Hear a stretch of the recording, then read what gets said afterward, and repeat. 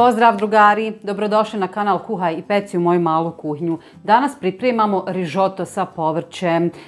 Korak po korak objasnit ću vam šta treba da uradite, kako treba da uradite i šta ne smijete da preskočite ako hoćete da dobijete fini kremasti rižoto.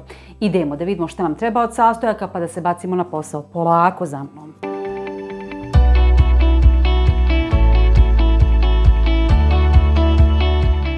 Dakle, za rižoto će nam trebati riža, naravno prvo i osnovno sredstvo pripreme, pa će nam trebati nešto malo povrća, zavisi od količine koju pripremate.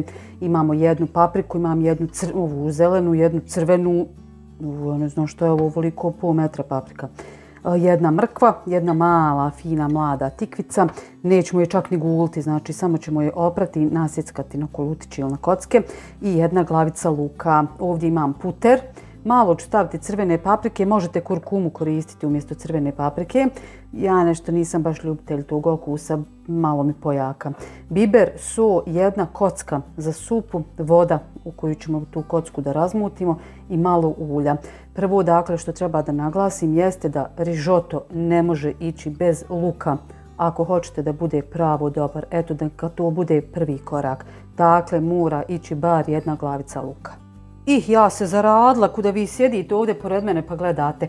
Sad prvo treba da vam kažem znači za ovu kocku. Sad ćemo je staviti znači u ovu vodu koju sam pripremila da se fino rastapa. Znači mlaka ili hladna voda nam treba za dobar rižoto, znači podljevamo ga sa hladnim temeljcem. To je prvo. Drugo, rižu sam prije pola sata natopila u vodu, oprala dobro i opraću evo još jednom 2 puta. I ocijediti. U principu kažu talijanski kuhari da se riža ne smije prati za rižoto. Znači nema šanse da taj dio ispoštujem. Što se toga tiče, znači rižu operem i dobro ocijedim. To ćemo sad uraditi nakon što pripremimo povrće da nam je sve pri ruci. Šta sam ja bila počela pa vam nisam? Luk. Znači luk sam narezala na kocke. Sada ćemo mrkvu izrezati isto na kocke.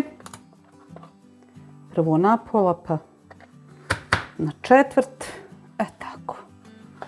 I onda na kockice.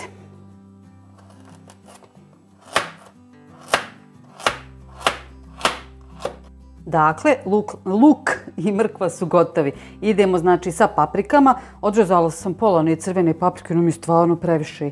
Pa ćemo sada fino da to sve opet narežemo na kockice.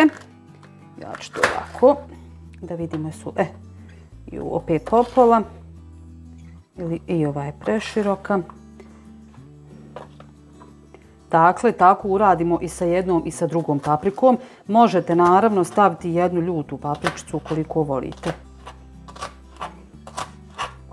Evo nas i kod tikvice i peršuna. Vidite kako sam ja to podijelila, znači na tanjirić. Prvi dio idu luk i mrkva, pa posle toga idu ove paprike i na kraju ćemo dodati znači tikvicu i peršun, pošto je tikvica najmekša i najmlađa. Kako sam rekla, neću je guliti, samo sam je dobro oprala i malo ću ovako na kocke da se lakše ispeče.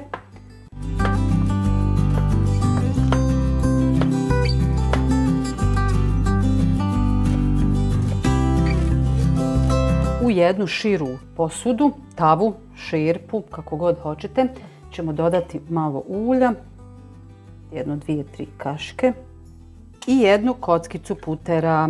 Ulje smo dodali da puter ne bi gorio sada kada budemo pržili prvo povrće.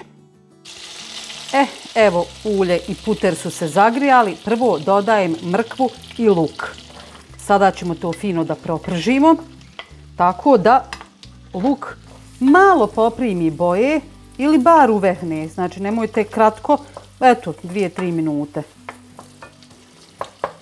Evo nakon 2-3 minute luk i mrkva su spremni, dodajemo papriku i to ćemo sada dinstati malo duže, jedno 3-4 minute. Gledajte tih boja, ovo volim, ljeto volim. Ovako. Prije nego što dodam tikvice, idemo prvo sa rižom. Rižu smo oprali, ocijedili i sada dodajemo u ovo povrće. Rižu moramo znači pržiti. Pa hajde da kažem da skoro svaka ovo zrno dođe u dodir sa masnoćom, da postane onako staklasto. Znači mora se riža ispržiti, nemojte preskakati taj dio. Pa eto nekih opet 3-4 minute. Stalno miješajte ovako da se sve fino izjednači. Evo vidite kako se fino riža rasipa, bukvalno odvaja jedna od druge, nije slijepljena. Hajmo mi sada fino to začiniti. Malo soli.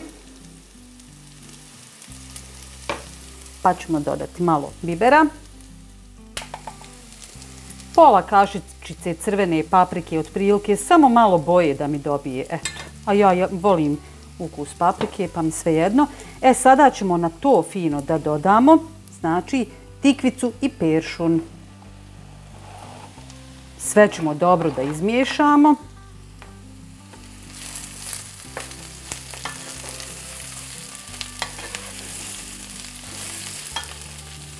A zatim zalijemo, vidite sa ovom kockom koju sam razmutila, ali ne toliko da pliva riža.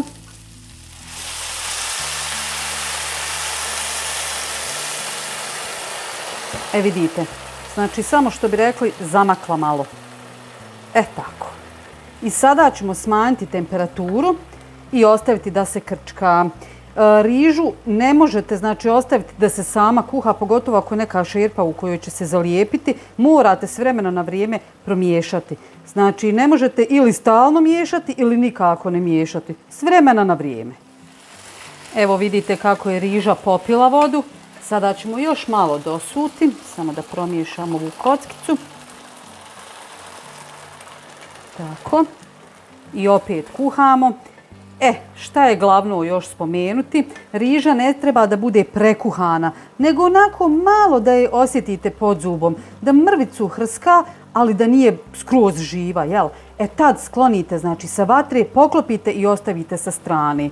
Vidjet ćete sami po svom, mislim, nisu sve vrste riža iste, vjerujte. Uglavnom, malo pomalo doljevajte vode dok ne utvrdite da je to ta tvrdoća koja nam treba, znači da dobijemo savršen rižoto. Ja ću ovo sada ponovo da poklopim i kasnije kada bude spremno, znači kada bude ta riža dovoljno po meni kuhana, onda ćemo prijeći na sljedeći korak. I evo ga, probala sam jedno zrno riže. To je upravo to što oni govore kako treba to da bude, znači ni pretvrda ni premekana, znači raskuhana. Nakon što smo dobili rižu kakva jeste, ja sam za 200 grama riže potrošila pola litra vode sa onom jednom kockicom. Vidjeli ste kako sam razmutila. I riža se kuhala 12 minuta na srednjoj temperaturi. Zadnji, finalni tač, što bi rekli, jeste dodavanje putera. To ćemo sada da izmiješamo, poklopimo i ostavimo da odstoji još malo da ta riža nadođe u ovoj vrućoj zdjeli. Talijanski kuhari kažu da im se diže glava, kosa na glavi, ali svejedno. Hoće nešto, kaže, da im bude kad čuju da se u rižoto stavlja vrhnje. Pa eto, hajde, evo ispoštovali smo i dodali smo maslac. Sada ćemo to fino da ostavimo, poklopimo i neka odstoji pa jedno 10-ak minuta, taman će se malo prohladiti i spremna je za jelo. I eto, dragi moji, vidjeli ste, uopšte nije teško dobiti savršen rižoto. Samo se trebate pridržavati nekoliko savjeta koji uopšte nisu komplikovani. Eto, podijelite ovaj video sa svojim prijateljima da se i oni koriste, jer malo je poteško napraviti dobar rižoto, pa eto, naročito omladina, neka nešto nauči. Ako vam se sviđa ideja, lajkajte, prijavite se na moj kanal ukoliko to niste, pa se gledamo opet. Do sljedećeg gledanja, lijep pozdrav, ćao!